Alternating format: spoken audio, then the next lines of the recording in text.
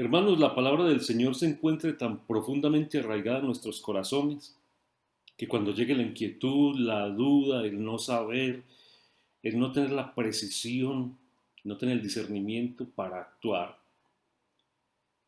esa misma palabra de Dios que es poderosa, que es inteligente, que es sabia, que es real, sea la que nosotros ejecutemos, porque esa obediencia nos permitirá traer la palabra de Dios a la realidad para producir vida.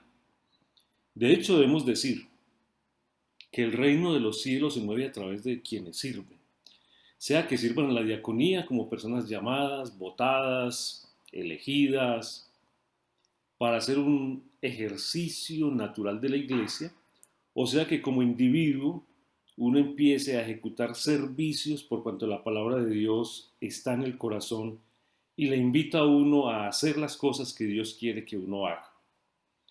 Quiero invitarles hoy al Evangelio de Marcos en su capítulo 11. Allí vamos a tener algunos pequeños detalles sobre el servicio y tal vez afianzar un poco esos vacíos que se le van generando a uno cuando uno está en el camino del Señor, pero no hay como la certeza de lo que hay que hacer y específicamente en la diaconía nos encontramos en un punto difícil donde qué sería lo mejor hacer o donde hay un vacío donde uno dice, bueno, ¿y ahora qué hago? Entonces allí en el capítulo 11 Jesús se encuentra en el Monte de los Olivos y ya va a entrar a Jerusalén. Ya viene el momento donde hay una procesión, hay un momento donde todos los peregrinos van entrando a Jerusalén para celebrar las fiestas. Y es costumbre pues ir con ramas, ir con mantos. Hay una costumbre, hay una cultura para ir a celebrar estas fiestas del Señor. Y por supuesto Jesús quería entrar como lo narra el Antiguo Testamento y como la cultura lo muestra en un burrito, signo de un rey que viene a traer la paz. Entonces, allí desde el versículo 2, Jesús llama a dos discípulos y les dice, vayan al otro lado. Van a encontrar un burrito en estas condiciones, tráiganlo. Yo no sé usted si fuera discípulo de Jesús y por un momento le mandan a traer algo que no es suyo, que tampoco es del maestro, que es algo que está en una aldea, pertenece a alguien. Y es más, Jesús les dice, si alguien les interpela y les dice que por qué están haciendo esto, pues díganle que el maestro lo necesita. Y efectivamente ellos van al otro lado, están desatando el burrito. Y la gente le pregunta, ¿ustedes por qué están haciendo eso? No sé usted cómo se sentiría, qué haría. Y es que aquí hay un punto interesante, y es que la palabra de Dios trae vida, la palabra de Dios trae movimiento, la palabra de Dios es la que genera el servicio. Es decir, hay momentos donde uno no sabe qué hacer, pero conoce la escritura, conoce la palabra de Dios, conoce la voz de Jesús. Y esa voz le está diciendo, haga esto, váyase por este lado. Y aunque la cosa es temible, y aunque la cosa es posiblemente asustadora, esa palabra del Señor tiene respaldo y tiene seguridad. Es así como ellos fueron y la gente les preguntó y ellos contestaron lo que Jesús les dijo que había que hacer. Y lo llevaron a Jesús y por allá el versículo 7 dice, le llevaron pues el burrito a Jesús, luego pusieron encima sus mantos y él se montó.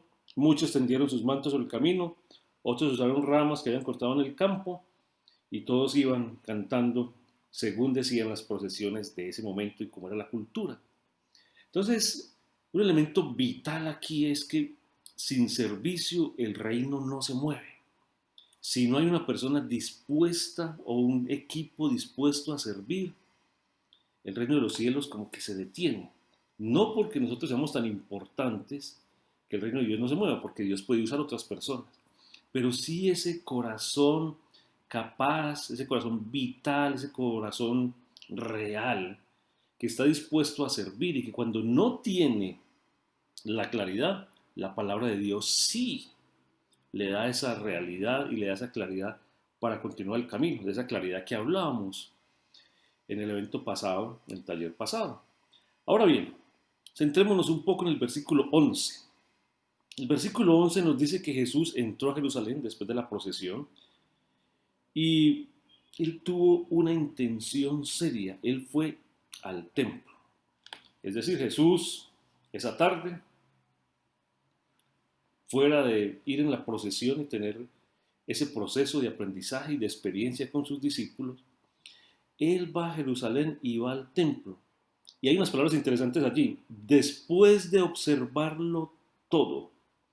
Es decir, Jesús no llega como a improvisar al siguiente día porque viene una escena fuerte.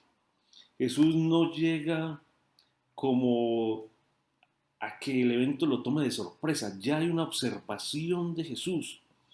Jesús analiza lo que está pasando en el templo y se va para Betania con los 12. Entonces ya hay un conocimiento, ya hay un análisis, ya hay una situación interesante de Jesús. Y a partir del versículo 12, pues hay un título allí que todos conocemos. Jesús purifica el templo. Hay una escena con la higuera, donde nuevamente la palabra de Jesús es la que da vida y da seguridad. Y él le habló a esa higuera y la higuera se secó. Pero también Jesús, en el versículo 15, comienza a hacer acciones previa a la observación del día anterior. Y comenzó a volcar las mesas y a echar los cambistas, y a los que cambiaban el dinero, a los que vendían las ovejas, a los que vendían las palomas. Y Jesús comenzó a voltear todo allí, para terminar en una frase profunda. Mi casa será llamada casa de oración para todas las naciones. Y hemos venido diciendo a lo largo de este estudio de Marcos, para Jesús la oración es vital. Para Jesús la casa del Señor es la casa de oración. Para los diáconos el templo, la casa donde nos reunimos, es casa de oración.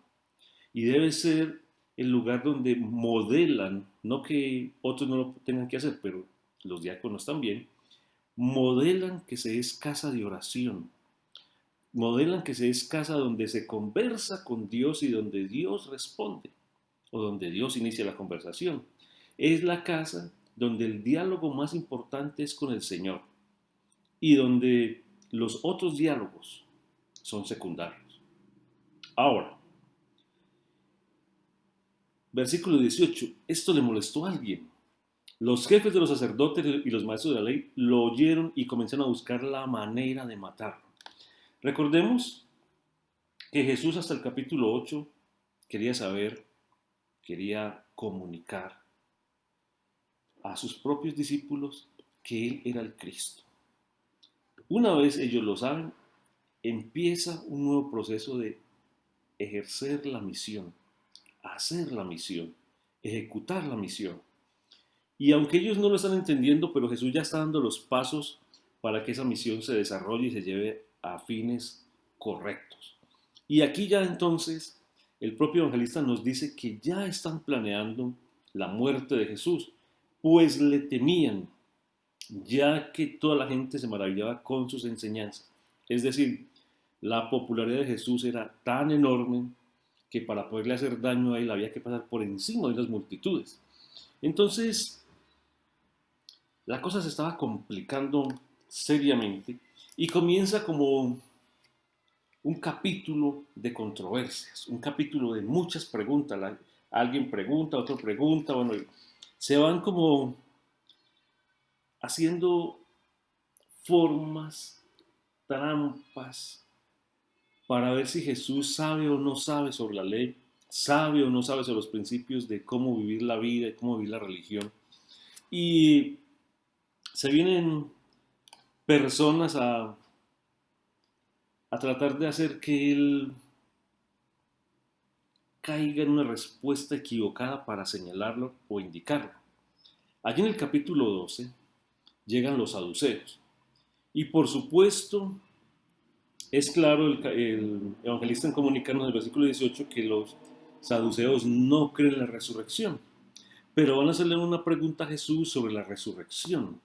Y Le plantean que si una mujer se casa con un hombre y muere y no tiene hijos, que el hermano se casan, hasta que se casan los 7 hermanos, bueno, todo lo que sabemos. Y después le preguntan, ¿de quién será esposa en la resurrección? Y cuando Jesús comienza a responder en el versículo 24, Jesús no teme, no es diplomático, Jesús no da vueltas con el asunto y dice, ¿acaso no andan ustedes equivocados? De una vez los enfrenta. Porque servir o tratar de enseñar o tratar de modelar sin tener el pensamiento correcto no es tan bueno. Jesús entonces les dijo, es que desconocen las escrituras y el poder de Dios. Una persona que modela debe conocer la escritura y el poder de Dios. Para servir se debe conocer el poder de Dios. Dios provee, Dios da ideas. Todo lo que se ocasiona y se genera con el servicio no es que nosotros tengamos todos los recursos. Tenemos a quien tiene el poder de hacerlo. Y tenemos a quien es capaz de hacerlo todo. No es que nosotros nos enfrentemos o proyectemos algo y estemos seguros de que lo tenemos para responder con recursos. En el versículo 25 Jesús les dice, cuando resuciten los muertos no se casarán ni serán dados en casamiento. Jesús les reformula la doctrina que ellos tienen. Y es posible que para nosotros sea el momento de parar e evaluar muy bien qué es escritural y qué es mío, qué es escritural y qué es experiencial, qué es escritural y qué es algo que yo me aprendí que es sabio, para ir separando unas cosas de las otras. Y Jesús se trae desde el Antiguo Testamento unos versículos que nadie imaginaría que son dirigidos a la resurrección. Y Jesús les dice, ¿no han leído en el libro de Moisés, en el pasaje sobre la zarza, cómo Dios le dijo, yo soy el Dios de Abraham, de Isaac y de Jacob? Dios no es Dios de muertos, sino de vivos. Ustedes andan muy equivocados. Dado que ellos no pensaban, ni consideraban, ni creían en la resurrección, Jesús les trae textos que les debe iluminar su comprensión y su verdad.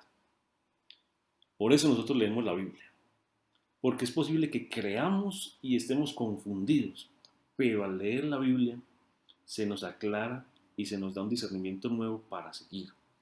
Como diáconos estamos llamados a eso, a leer la escritura, la voz de Dios, incluso como empecé diciendo hoy, cuando yo no entiendo muchas cosas, pero la escritura me dice, pues yo hago, porque la voz de Dios es el pensamiento, es el propósito de Dios para andar más. Entonces ya en el versículo 28, uno de los fariseos, un maestro de la ley, aplaudió a Jesús y dijo, bravo maestro, así se responde.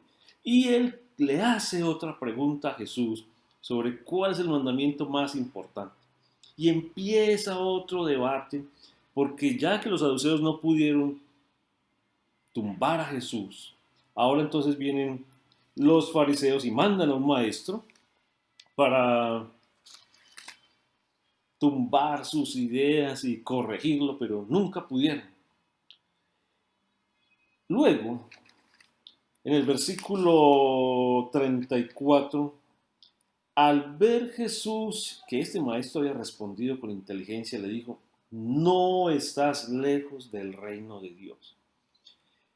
Todo debate, toda intención, como lo hemos venido hablando por largo tiempo, tiene que ver con la salvación, tiene que ver con el reino de Dios. No estás lejos del reino de Dios. Jesús le dijo, usted ha leído la escritura y ha comprendido de una manera tan sana que usted está pegadito ahí. Ahora nosotros no estamos pegaditos, ya estamos en el reino de los cielos, pero debemos ajustar también nuestros pensamientos. Y finaliza ese versículo 34 diciendo, y desde entonces nadie se atrevió a hacerle más preguntas. Hay momentos en la vida del servicio al Señor que nos preguntamos a nosotros mismos o que nos preguntan. Y debemos tener la capacidad doctrinal de vivencia del poder de Dios y la escritura para dar claridad y seguir. No hacemos por hacer, hacemos por cuanto la palabra de Dios nos indica y nos muestra qué hacer. Y para realizar esto, nosotros también oramos y pedimos a Dios que nos ilumine y nos guíe para seguir, para continuar, para realizar proyectos. Entonces, hermanos, el reino de los cielos se mueve cuando hay servidores. Ahora vayamos a nuestra confesión de fe. En nuestra confesión de fe hay una sección que titula el manual de adoración. Y voy a leer el inicio nomás. La adoración es fundamental en la misión de la iglesia. Es decir, cuando usted sirve como diácono, hay un objetivo también para usted. Hay una meta para usted y es adorar. Que todo lo que se haga como lo dice la Escritura, para la gloria de Dios, para alabanza de Dios, para promover y provocar en el otro acciones de gracias, adoración a Dios. Entonces, la misión que nosotros realizamos, que ya hemos venido leyendo sobre misión, y es el qué hacer de la iglesia, provoca adoración. Sigue diciendo aquí el prefacio. Adorar a Dios es poner en práctica nuestra obediencia al Dios que se ha revelado a nosotros y que nos ha llamado y reclamado para sí como su pueblo. Práctica, acción. Ahora, esta acción no está en el vacío, esta acción viene de la comprensión de la Escritura y del poder de Dios y del estar seguro que Dios me está hablando a través de su palabra. Bueno, no quiero adelantarles lo que se debe analizar y comprender de esta parte, pero sí quiero ponerles la tareita. Y la tareita es leer el manual de adoración. Según mi confesión de fe que tengo aquí, inicia en la página 126. Y es todo el ejercicio que brota del corazón, todo el ejercicio de la reacción cristiana y el acontecer cristiano en esta tierra. Uno o el mayor objetivo es adorar a Dios mientras se sirve y provocar adoración en otros cuando son servidos. Este manual de adoración tiene varias partes, pero léalo por favor y respóndame. ¿Cuáles son las acciones del diácono, de la diaconisa, al saber que está en perpetua y continua adoración en servicio y provocando adoración? ¿Qué es lo que hace? ¿Qué es lo que debe tener el corazón? ¿Cuáles son las realidades que debe ejecutar una persona que está en la diaconía para promover la adoración a Dios desde su corazón y para promover adoración en otros? Hermanos, que la gracia del Señor les acompañe y que haya buenos momentos para servir al Señor.